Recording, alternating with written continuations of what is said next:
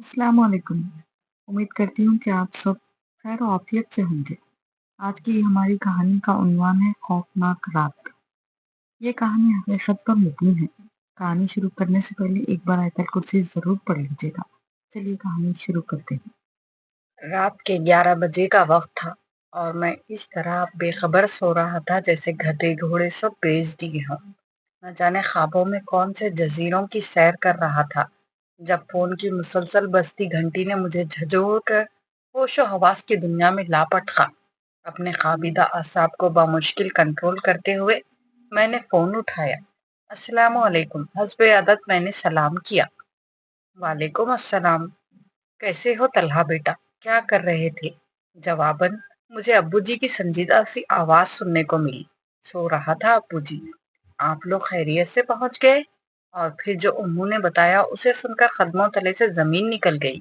उनकी गाड़ी रास्ते में एक हादसे का शिकार हो गई थी और उस वक्त सब अस्पताल में थे। अगरचे बखौल उनके फिक्र की कोई बात नहीं थी और वो सब मामूली जख्मी थे, लेकिन उनकी परेशान लब्बो लहजे और गैर मामूली अंदाज़े गुफ्तगू ने मुझे किसी अनहोनी का पता दे रहे थे।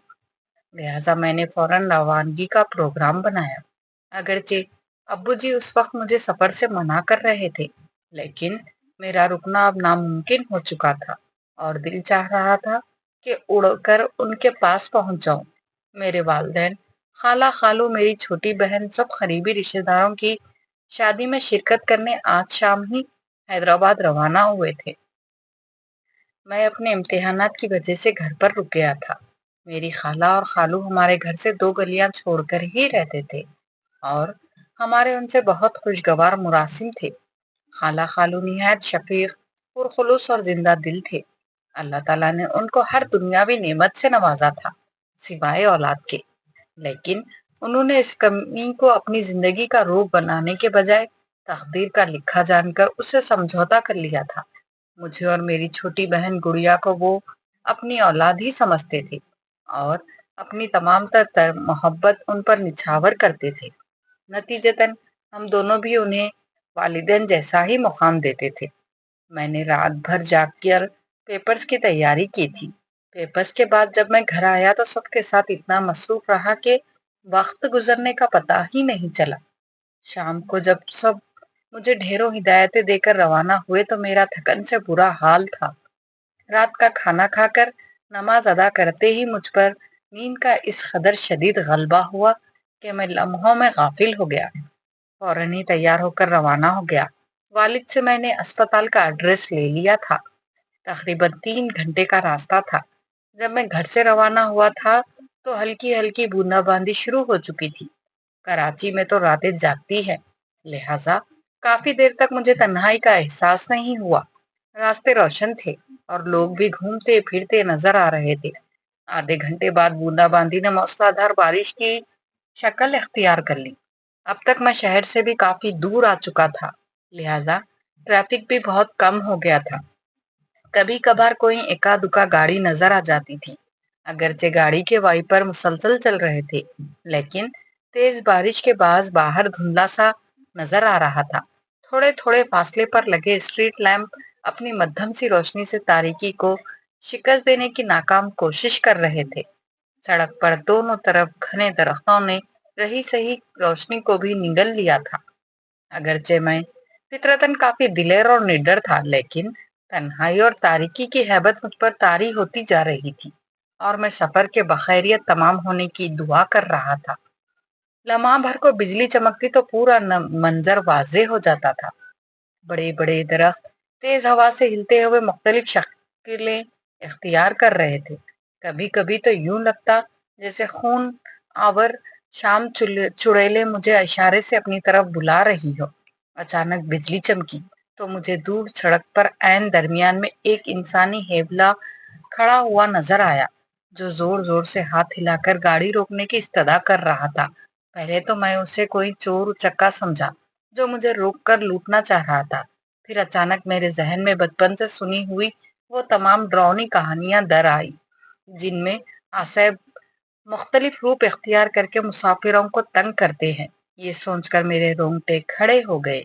एक ख्याल ये था کہ شاید کوئی ضرورت مند ہو جو رات کے اس پہر مدد کے لیے کھڑا ہو۔ بہرحال جب میں جلتو جلالتو کا ورد کرتا ہوا وہاں تک پہنچا تو یہ دیکھ کر اسے اپنی آنکھوں پر یقین کرنا مشکل ہو گیا کہ وہاں کوئی انسان تو کیا کوئی چڑیا کا بچہ تک نہ تھا۔ میں نے ہر طرف بغور دیکھا لیکن چاروں طرف تنہائی اور سناٹے کا راز تھا۔ خوف سے میرا برا حال ہو گیا اور میں اندھا دھند گاڑی بھگاتے ہوئے چلا گیا۔ ابھی میں تھوڑی دور ہی گیا تھا کہ اچانک کسی نے مجھے میرے کندھے پر ہاتھ رکھا۔ میرا اوپر کا سانس اوپر اور نیچے کا سانس نیچے رہ گیا اور دل طوفانی رفتار سے دھڑکنے لگا۔ بامشکل میں نے پیچھے مڑ کر دیکھا تو مجھے یوں محسوس ہوا جیسے پچھلی سیٹ پر بالوں کا ایک بہت بڑا سا ڈھیر دھرا ہوا ہے۔ نہ جانے وہ اللہ کی کون سی مخلوق تھی جو سائز میں انسان سے بھی بڑی تھی لیکن مکمل طور پر بالوں سے ڈھکی ہوئی تھی۔ صرف اس کی سرخ خوفناک آنکھیں اور ہاتھ پاؤں کے لمبے لمبے اور مڑے ہوئے ناخن نظر آ رہے تھے۔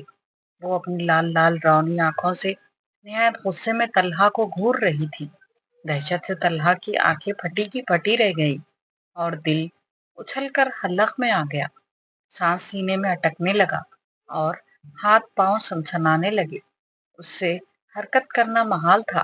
بڑی مشکل سے میں نے اپنے حواس کے مستمع کیے اور زیر لب قرآنی آیات کا ورد کرتے ہوئے گاڑی کو طوفانی رفتار سے بھگا دیا۔ تھوڑی دیر بعد مجھے محسوس ہوا کہ پچھلی سیٹ خالی ہو گئی ہے۔ میں نے شیشے سے پچھلی سیٹ پر دیکھا تو وہ آصف وہاں سے جا چکا تھا۔ ابھی وہ پوری طرح سکون کا سانس بھی نہ لے پایا تھا کہ اسے یوں لگا جیسے گاڑی دھیرے دھیرے نہایت وزنی ہوتی جا رہی ہے اور اسے چلانا ناممکن ہوتا جا رہا تھا۔ جس گاڑی کو میں جہاز کی طرح اڑا رہا تھا اب گدھا گاڑی کی طرح گھسیٹنے سے بھی انکاری تھی۔ ابھی میں اسی شش و پنج میں مبتلا تھا کہ پیچھے سے ایک خوفناک خہا سنائی دیا۔ ایسی دہشت زدہ کر دینے والی آواز میں نے اپنی پوری زندگی میں پہلے کبھی نہیں سنی تھی۔ مڑ کر دیکھا تو وہی غیر انسانی مخلوق دوبارہ سیٹ پر براجمان ہو کر خے لگاتی نظر آئی۔ اس کی ٹانگیں اتنی لمبی ہو چکی تھی کہ اس نے گاڑی کی کھڑکی سے باہر لٹکا رکھی تھی اور پاؤں سڑک پر گھسیٹ رہے تھے۔ اس وجہ سے گاڑی کو آگے بڑھانا مشکل ہو رہا تھا۔ یہ دیکھ کر میری ریڑھ کی ہڈی میں خوف کی لہر دوڑ گئی اور میں نے بآواز بلند قرآنی آیات اور آیت الکرسی پڑھنا شروع کر دی۔ تھوڑی دیر بعد گاڑی پھر ہلکی ہو کر تیزی سے رواں دواں ہو گئی۔ اس کے بعد گاہے بگاہے یہ تماشا چلتا رہا۔ کبھی وہ بلا پیچھے اور کبھی آگے میرے ساتھ والی سیٹ پر نظر آتی، کبھی خے لگانا شروع کر دیتی اور کبھی نہایت غصے سے مجھے گھورتی رہتی۔ میں نے دعاؤں کا ورد جاری رکھا اور تیزی سے گاڑی بھگاتا رہا۔ گھنٹے بھر میں شہر کے آثار نظر آنے لگے تو وہ مخلوق غائب ہو گئی۔ میں نے اللہ تعالیٰ کا شکر ادا کیا کہ میں بخیریت بغیر کوئی نقصان پہنچائے میرا پیچھا چھوڑ دیا۔ ابھی میں اسپتال سے 15 منٹ کے فاصلے پر تھا کہ مجھے پھر شک لگا۔ رات کی تاریکی اور موسلا دھار بارش میں خالو ایک اسٹریٹ لیمپ کے نیچے کھڑے نظر آئے۔ میں نے بریک پر پاؤں دبایا تو گاڑی سڑک پر دور تک گھسیٹتی چلی گئی۔ خالو تیز تیز چلتے ہوئے آئے اور فرنٹ سیٹ کا دروازہ کھول کر میرے ساتھ بیٹھ گئے۔ اتنی تیز بارش میں کھڑے ہونے کے باوجود ان کا لباس بالکل خشک تھا۔ میں نے نہایت حیرت سے ان سے پوچھا کہ وہ یہاں کیا کر رہے تھے تو انہوں نے دھیرے سے کہا، بس بیٹا یوں ہی کھڑا تھا۔ وہ بالکل گمسم اور کھوئے سے تھے۔ باتوں کی انتہائی شوقین اور بات بات پر زور سے خے لگانے والے خالو بالکل خاموش تھے۔ سوچ سوچ کر بامشکل چند الفاظ ادا کر رہے تھے۔ جب میں نے ان سے سب کی خیریت پوچھی تو وہ گویا ہوئے، ہاں بیٹا سب بالکل ٹھیک ہے، تم فکر نہ کرو، تم سے ملے بغیر جانے کا دل نہیں چاہ رہا تھا تو میں چلا آیا۔